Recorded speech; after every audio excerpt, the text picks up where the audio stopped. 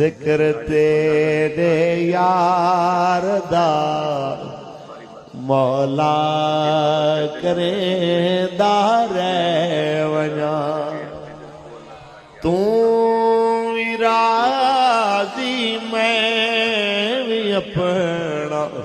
हाँ ठरेंदा रह वञा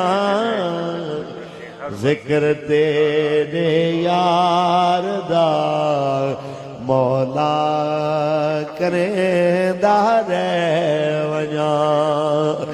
तेरा मेरा हिक जो है महबूब तावली करूं तेरा मेरा हिक जो है महबूब